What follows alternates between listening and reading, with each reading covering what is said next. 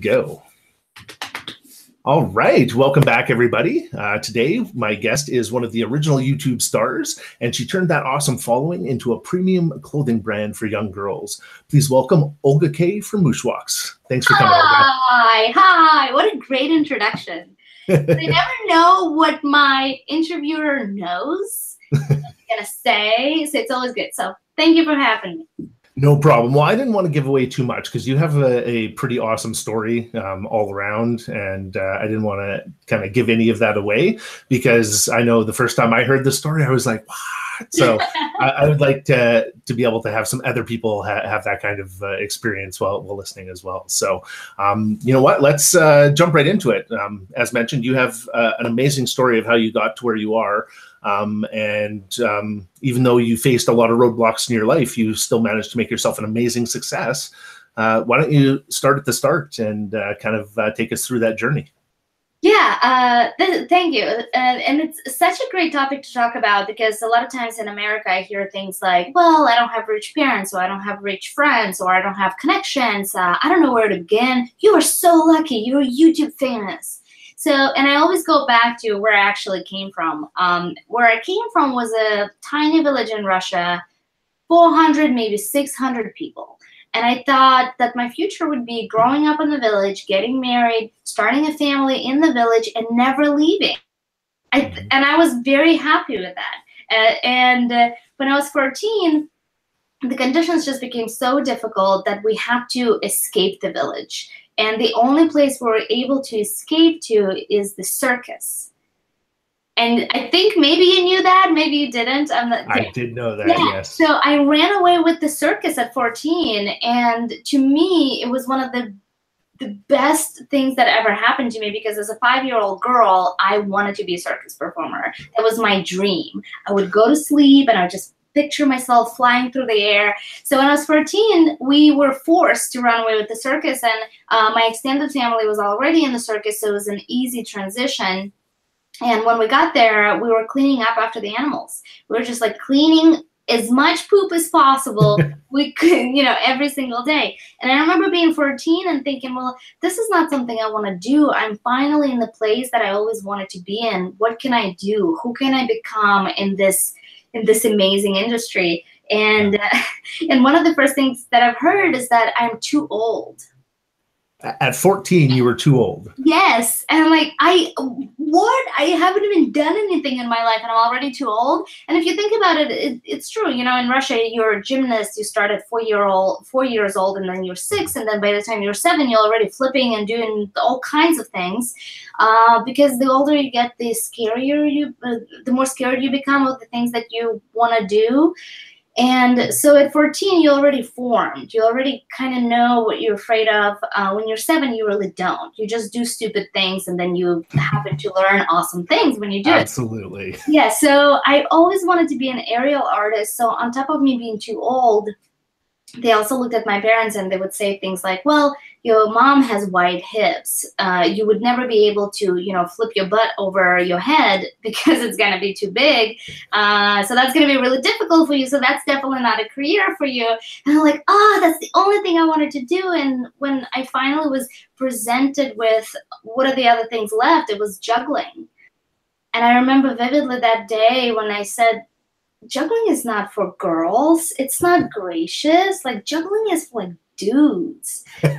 And that was the only thing that was on the table for me. So I would juggle 8 hours a day. So I became a juggler. And then, so that was my circus career. And at that time I thought I'm going to be a circus performer until I'm 60. And then I immigrated to America with Ringling Brothers. And I traveled here. So I was 16 when I came to America. I didn't speak English. It was just, everything was new. I was finally making money. It was very exciting. And I was traveling everywhere. And I remember, performing and realizing that circuses in America are not really respected. It's kind of like, it's a hobby. Like, you cannot be serious when you say, I want to be a circus performer. And a lot of people don't understand that you can actually make a really good living at it. So it's not an industry that people get excited about. So it's what people said to when we were kids. It'd be like, we're going to sell you to the circus if you don't stop misbehaving. So it was kind of like a Siberian prison in a way, right? Like we're going to send you back to Siberia, which is funny enough. My family does live in Siberia, so when I go home, I go back to Siberia. But anyways, that's a different story. So I was. I realized that this is not something, I work really hard for something, and when people don't respect it, I don't want to be part of it. So, and that was me at 17, 18. And then when I was 19, I completely quit the circus and I ended up in Los Angeles. And so at this point, I'd never gone to college. I, skipped out of high school, and I'm a juggler, and I don't want to be in the circus. Like, what am I going to do with myself? And I applied for a ton of odd jobs. None of the people gave me jobs. And I thought, well, I juggle. I live in Hollywood. Maybe I can juggle on TV. So that was like the next step. And I remember hustling so hard. I would just go and like give my video cassettes at that time, give my cassettes with my juggling on it, just to whoever would watch or listen.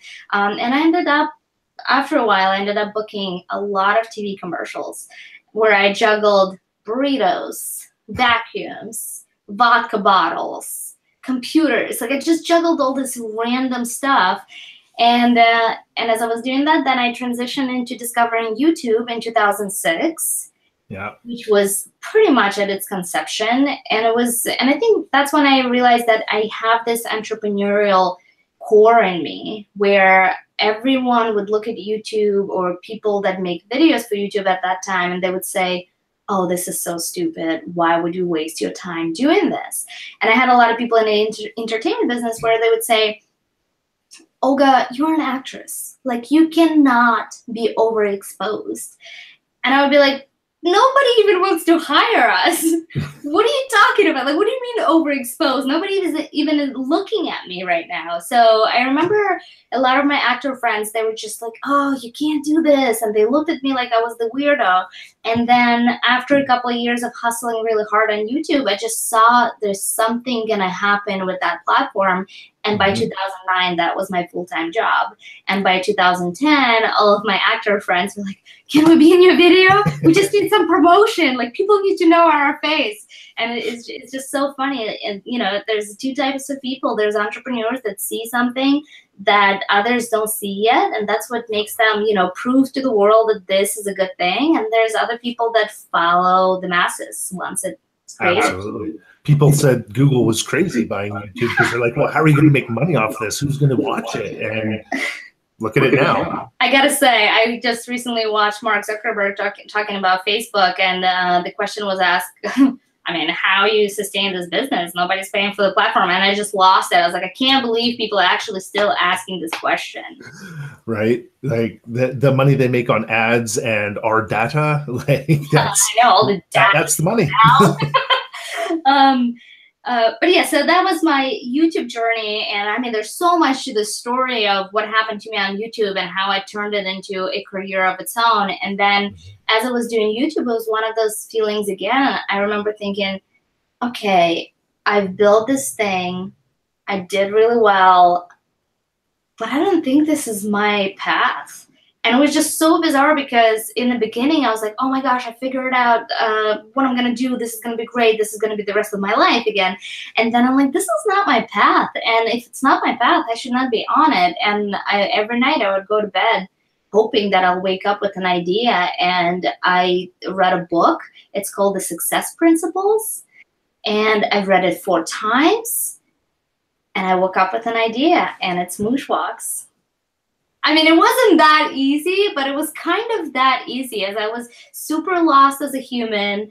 I was doing really well, but I hated every single second of it. And it was just so confusing. Like, what? Like, I'm finally doing well. Like, I should be happy. And so it's good. And that's another thing. People might think that it's a failure when you think that you're lost and you don't know what you want to do with yourself. But now I know that this is actually the best time to figure out who you are and who you want to be. Absolutely. Moments like this is when you really start digging inside and figuring out what you want. Yeah. And I had a conversation with somebody recently about that until our backs are actually against the wall, sometimes that's exactly what you need to make that change, because otherwise you're still in your comfort zone. Yeah, nobody thinks what they need to do or what they need to change when they're happy. Yeah, exactly. And even when you are happy, sometimes, like you said, you were happy, but there was still something missing there. And it's just like, well, what am I missing? I thought this was what I wanted. And unfortunately, I've had that all my life too. And, I really hate when people ask for my 5-year plan. What's your 5-year plan? What's your 10-year plan? Because I can't tell you. Yeah. For 2 reasons. One, life doesn't give a crap about any of my plans or what I have planned. And it has shown that to me multiple times. So I try and go. I've got some thoughts about where I'd like to be, but I try not to plan too rigorously. Yeah, and that's another thing. People would ask me, what is your 5-year goal? Well, this was not part of it. And now it is. And I'm 100% with you. Absolutely. And, that's one thing that people don't always realize when this type of opportunity presents itself, that sometimes, your friends and your family and your agents will tell you, you know what, you're crazy. You shouldn't be doing this. But something inside you keeps telling you, you know what, I have to do this and I have to try this. And this is, sometimes the failure you have to experience for yourself. But it's still not I don't feel a failure. It's more of a learning opportunity. Like the amount of stuff I'm sure you learned on the road. You just took all of my answers. And now I have nothing else to add. But no, 100%. Yes.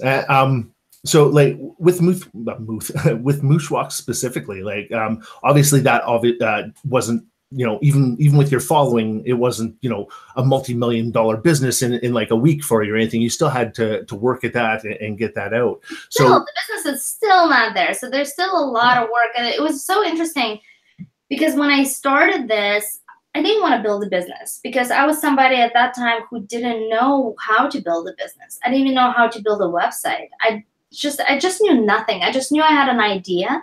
I knew I had audience that are teenage girls who are constantly looking for self-expression. And I was always that older sister in their mind. And I finally, if I execute this vision, I can give them something really special and unique. And it was never going to be a business. It was just going to be something special for my audience. And in fact, when I've met some of my mentors along the way, and I would say that, oh, I don't want to build it into a business. I just want to focus, YouTube. Like, what else do we need? We have YouTube following. So I was in that trap of many influencers who believe that, well, we have all the audience. We don't need anything else. We finally don't have gatekeepers. We can do whatever we want. And that was really wrong. And I'm glad I realized that sooner than later, because then I saw, well, there's going to be other people that have no idea who I am that will like the product. And what really got me excited is that I didn't have to prove to anyone that I am who I am. That's why you have to buy the product. I could just create a product, and I don't even have to be the face of it. And that was for me exciting, because I would love to still be part of this company in one way or another when I'm 60, but I don't necessarily want to, wear my socks and pigtails and just say, oh, hi, I've made this company. Like, I just want to be somebody who created it, but I don't want to necessarily be the face of the company. Yeah, and that's I think that's a feeling that a lot of entrepreneurs have. I know I feel the same way with a number of things that I've started over the years. It's like, I would really like to build this, but this isn't something, like, I don't want to run this for the next 20 years. But I think it's something that's needed, and somebody had to start it. So, yep, let it be me, and let's see where this goes. And so I love the entrepreneurial spirit there. I actually want to go back to something that you had said during your story there about when you're younger and you don't quite realize and you don't have failure in your mind. And that's something that I tell people all the time, that you're not born into failure, because as a baby, you have no idea what failure is. The concept is completely foreign. Step off the stairs face down. You don't know. You don't know what's waiting for you. No, it's true. The failure is manufactured by our upbringings. And that's why, and I have this interesting mix of extreme confidence and extreme insecurities for those and it's almost like the insecurities were given to me, and then it's my rebellious self is like, well, I can still do it. I don't believe those gates that were put around me. But yeah, if you think about children, the way we grow up, all we hear up until we're 3 years old is no. No, you can't do this. No, you can't do that. No, you can't touch that. So you just, anytime you have an idea in your mind of what you want to do, you just know it's a no. You know the answer has been no, and that's how we build this failure cloud around us. And it takes a lot of time and energy to actually break that. So, and that's one of my other goals with this business, is to really let girls express themselves and build that confidence where when people say no, they go, why not? They just don't accept it as, oh, it's probably not a good idea. Yeah. Actually, one of my bosses told me once that she had an amazing boss that taught her about the power of a no. Because no doesn't necessarily mean no, because no might mean that, you know, you didn't come at it in the right way. We need more information. We need more details. Because especially like as an entrepreneur in business, you know, if you go to bank with an idea, they're going to say no. You go to a bank with a business plan and they're more likely to say yes, but they still might say no. It's just, you have to try and get past the fact that it could be a no, but the worst they can say is no. So now that you know that's the worst thing that can happen, it's getting yourself to ask. And it took me probably a decade to start doing that myself, but it's taught me a lot about myself. And I have gotten so much free stuff and just offers to do stuff just because I've asked. Because you have, exactly. And at this point, I mean, I've been told no so many times. It's kind of becoming a game for me now. We're like, oh no, okay, I'll revisit in 2 months. Yeah. You can try it as a drinking game, but then you might not make it very far. True, even for a Russian. But yeah, so no is, I mean, there's so many. I mean, when people say no, there's something to learn about it as well. You know, to understand, well, what makes them say no? And a lot of times, people might not be getting what you're doing. So it's figuring out how to present it in a way that they get it. You're not necessarily doing anything differently. You're just speaking it in the language they understand, and all of a sudden it happens. I mean, there are so many businesses that get a yes, and you go, why? And they just know how to bullshit better. Yes. And that's what it comes down to. That happens quite a bit. Actually, I know I was told another story of a lawyer that went to school and he didn't do very well. But when he left school, he put all his money towards a $4,000 suit and a Porsche. And then he went around and did applications. But the difference was people perceived him as being successful because he walked in a $4,000 suit and drove in a Porsche. So almost immediately he started picking up small clients, and that just kind of steamrolled because he was doing really well for them, even though he wasn't top of his class. And you know, people assume, yeah, he knew the hustle game. Exactly, and that's what people need to realize. I think is how do you expose your hustler self, especially like you said, you've got your insecurities and everything else. That's one of the reasons somebody asked me about why I do this podcast. And, you know, I wanted to do this 2 years ago, and it was my insecurities about it that kept me from doing it for so long. So how do we get over those? Like, what was it for you? Like when you were always told no when you were younger, other than the question of why, like what made you go back and try again? For me, you know, I just have this fire in me to prove that whatever they saw in me is wrong and there's so much more. So it's always, oh, you think I'm not good enough, well, let me get better and come back. So for me, it was always, how do I become better that people can't ignore you? Because when you're mediocre, obviously you blend in. And so how do you stand out and make yourself different? So I would definitely do a lot of that. And I think it's persistence. And the reason I go to people and when they say no, I say, okay, well, I'll revisit. And not often I revisit. I just go from my intuition at that point. Well, do I need to really follow these people and like ask them again? But there's some people that I come back and I just ask again because I just know it's a right fit for something. And it's sometimes people just not ready right now. They just have to see you again. Yeah, exactly. They just, like you said, they're not seeing it in the quite right light yet. Yeah. And even with the, even with relationships, you know, there's so many stories where like, oh yeah, we met in high school. We really didn't talk for like 10 years and then we married each other. You're like, what a waste of time. You should have married 10 years ago. You would have been so much more ahead.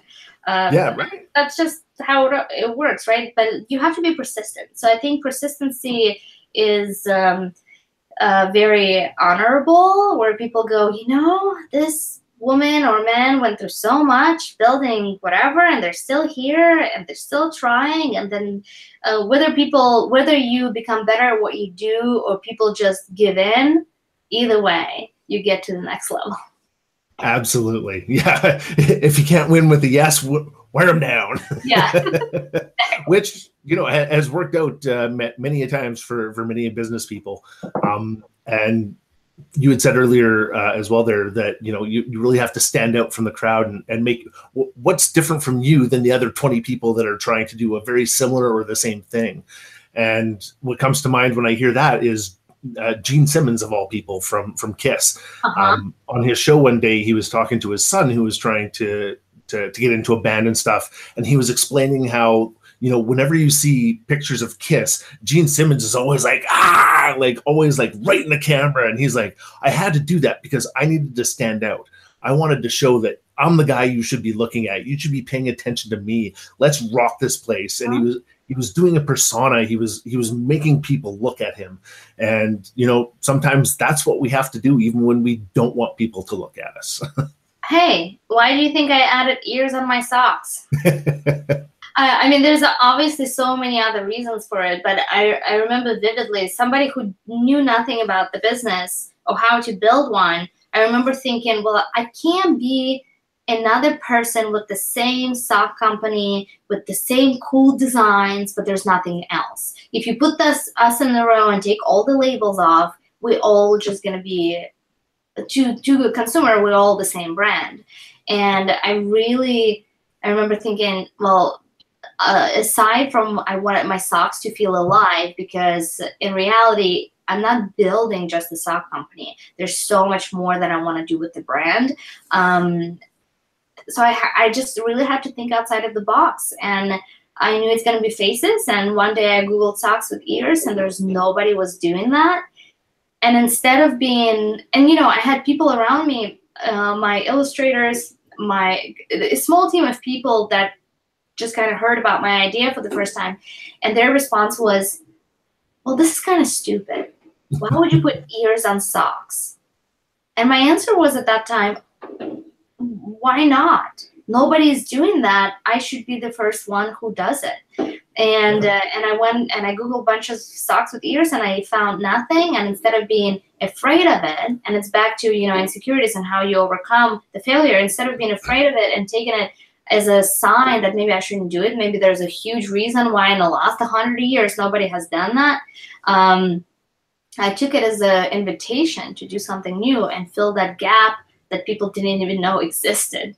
Yeah, and that's perfect because, like you said, most people will be like, "Well, no, this is stupid. Nobody's doing this. Why would you do this?" But that's how Steve Jobs ran Apple too. He didn't create products that people wanted. He created products that people needed that they didn't even know they needed yet. Yes. Because he saw those gaps. Yeah, and that's another thing. Like, it's great to see those gaps, and it's, you know, especially when it becomes so successful like Apple, it's so fascinating to talk about it, how he saw this gap and he filled it. But it's a blessing and a curse, right? Because a lot of people go, well, we never asked for it. Why do we need it? So then you have to convince people why they need it, and then it just becomes, you know, it slowly but surely becomes a thing. And that's another thing, you know, even with my business, that's something that I come across. You know, so many people would come decision makers, people that have retail connections, that own stores. A lot of people would just look at it and say, just going to show it to your viewers what this looks like. A lot of people just say, oh my goodness, this is like the cutest sock ever. But you know what we'll do? We'll take all the ears off. And you go, like, yeah, you and I get it. But some people, that's how they think. And I'm like, no, this is the only reason I actually get into retail, because of this specialty. Because if they take all the labels off and put me next to other socks, they'll be like, oh yeah, who made these? But those little battles you battle. Yes. And you do something else that's pretty unique as well, and that is the adoption cards. Yeah. Do you want to explain the adoption cards as well a little bit? So let me grab one. So this one is actually based on my real life dog, Roxy. And it's a Roxy sock. So I always knew that my product is alive. And what is the first thing you get when you're born? You get an adoption certificate. So I really wanted to gamify this whole experience for young girls when they get something. I don't want them to treat them like socks, where they take them off, they throw them in the garbage, they throw them in the laundry bin, they just throw them around, they don't care. I wanted them to treat them as little buddies for their feet. So all of them have a little information about them on the back. It's their name, and there's we have like their birthday and superpower and a zodiac sign and a favorite food and a little quote that belongs to this character. And then you can write in your name, and it says adopted by, and then you can put in your name.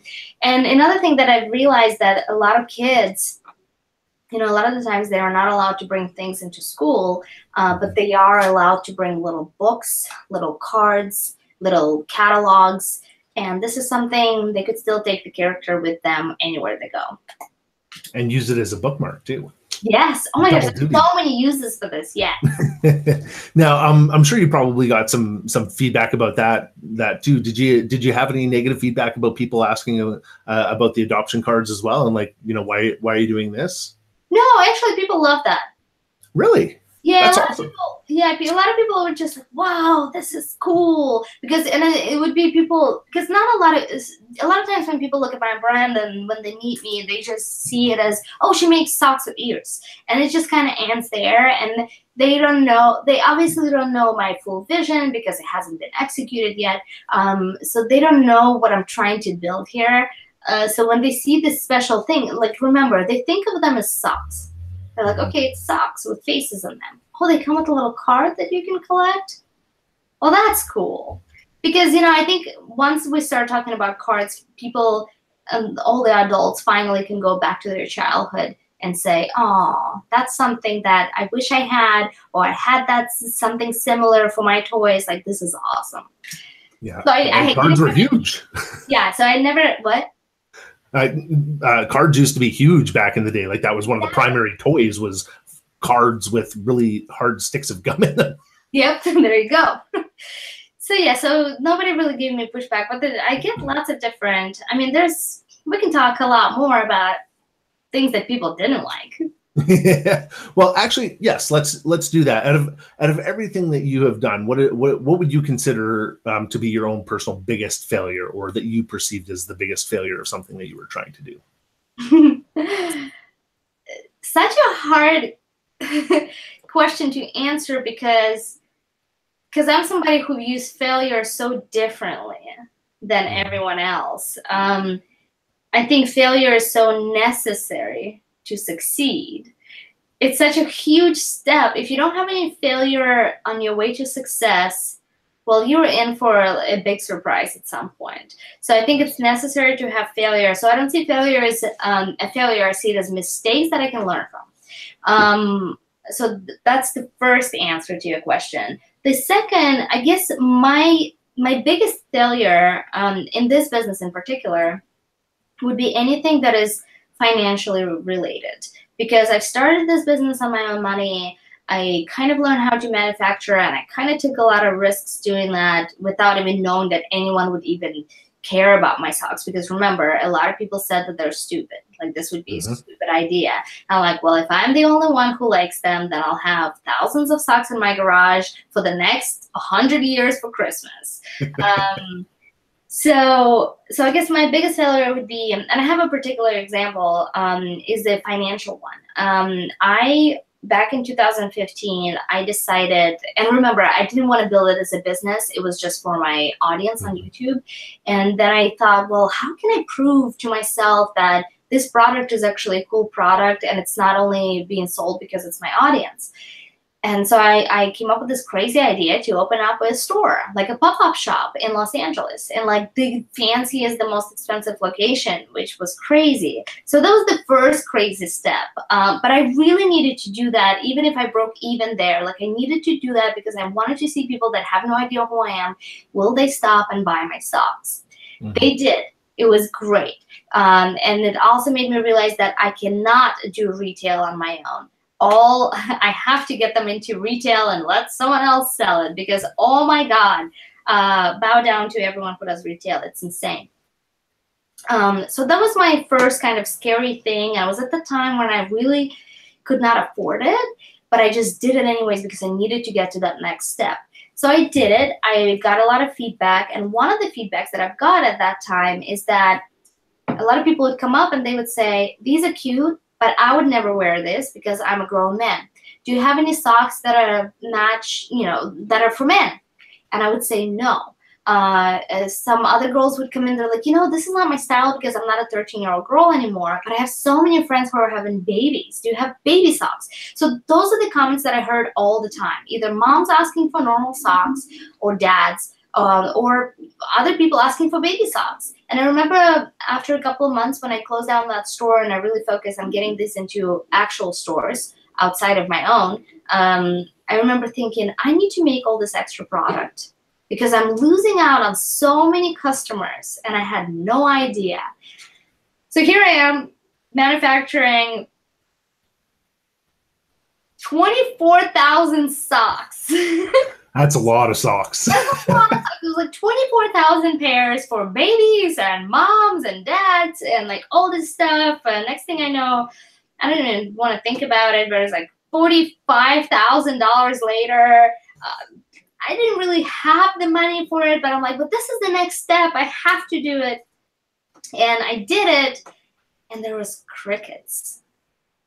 Like, literally, there was crickets. I sold some pairs online. All of my retail stores that I got into at that, like in the next like 4 or 5 months, they were like, no, we're only interested in this. We have all this other stuff from other companies. Like, we have thousands of that. We only want this. And I remember thinking like, oh my God, what am I going to do with all this product? And I mean, I would say this was probably the biggest failure because it put me as an entrepreneur who was still like building business on my own.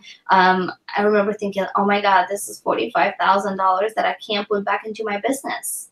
Not only I can't get it back by selling the product, I can't make any profit, and I'm screwed. I mean, those were really tough times. But hey, I've learned something. There's a big lesson in that too. And the lesson is, once you understand your core business, you really have to know your core business. And this was my core business. And I decided, like, I'm a huge believer in listening to what customers are saying. If they're complaining about the core product, you have to listen, you have to adjust, and you have to make it better. But if they are giving you suggestions on what to do, you should really stick to your core product. Yeah, exactly. And when it's time, you can start expanding. But that's the lesson I've learned. I was like, make your customers happy with what you have, but don't make something just because they ask for it, because maybe chances are that day they were going to like a baby shower and they needed baby socks. Yeah. Now, here's a question. Yeah, what happened to all those socks? Oh, well, good question. Well, another thing, my friend actually ended up having a baby, and I see this, 2 months, 3 months, 6 months old baby growing up, and there's one single thing she hates, the mother, is the socks, because the babies lose them all the time, and my socks were like for those particular age babies, and I'm like, it makes sense. So what did I do with those socks? I did lots of things. So they're currently, I still have some left. They're currently sold. They're in our sale bin on the website. So they're just there. If you still want to get them, you can just get them out of my warehouse. But I've donated a lot. I did a lot of research, and last year I subscribe to the word socks, so I hear all about socks. And one thing that is missing the most for all the homeless people out there, they never have new socks. Even if they have shoes, it's like old socks with holes. So I've donated actually 10,000 pairs of socks to homeless shelters. Awesome. Yeah, so I did that, and I'm like, at least I can just give them to people that really need them, and yeah. That's awesome. And there's still some. And the funny thing is, I was so scarred by my whole pop-up experience back in 2015 that I was just like, this is just so much. There's so much work. It's like 12 hours a day. And then you have no time left to actually build your online business and create connections for bigger opportunities. And I was so scarred and I didn't even want to look at it. But this summer, I'm actually coming back.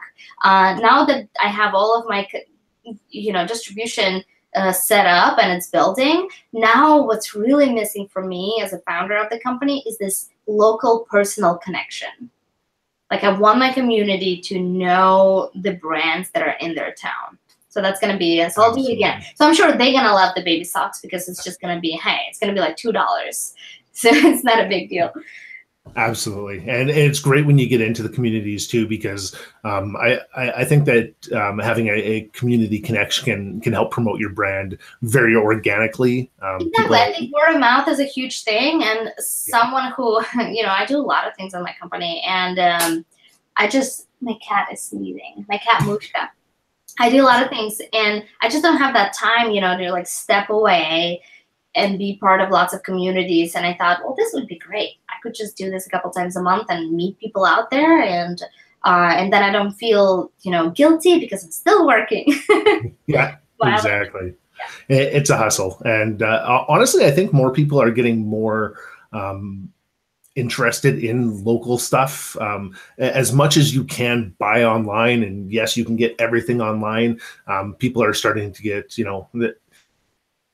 it used to be like, look, I can buy something online. Now that you can buy everything online, including groceries and everything else, it's less appealing now. And with people trying to get better work-life balances, home life balances, the whole 9 yards, actually, going out and into the community to see what's actually out there is, I think, happening a lot more. In my city, I know they're doing a lot more with adding more like bike paths and walking paths, because more and more people, especially on the weekends, are trying to get out and do this, as opposed to before. Even though there was less cars before, now there's more cars, but more people want to ride their bikes. So I'm seeing a lot more community development in my area, which I think is fantastic. No, and same here. And it's interesting, I live in Los Angeles, so there's so much going on all the time everywhere. And I never know what's happening. And it's so nice to fall into one community, and then they're like, well, what about this, this, and this, and that? And then all of a sudden you go, I live in the coolest city with the coolest people doing the coolest things, and we just never get to see it because we're just so focused on either building a business or being successful or being able to pay your rent that we're just like at home or at our offices just glued to whatever work that we're doing. I think that's everywhere. I read a really good quote the other day in regards to the minimum wage. Mm-hmm. And that was that when the minimum wage was introduced, it was introduced so people making the minimum wage could afford a mortgage, could have a house, could have a car, could have a family. That's what it was meant for. So we could live. And now people have to fight for that. That's super false. That's how it was supposed to be way back when it was brought in, but it definitely did not continue like that, and is certainly not where we are now. And people have to fight to get that minimum wage, and having to work so hard and not being able to enjoy your community or get out there is just, it's horrible on so many different levels. But hopefully with more people like you getting out there inspires more people to get out, and more people get out, and then we'll see. I'll keep you updated. Sounds good. I was going to ask another question.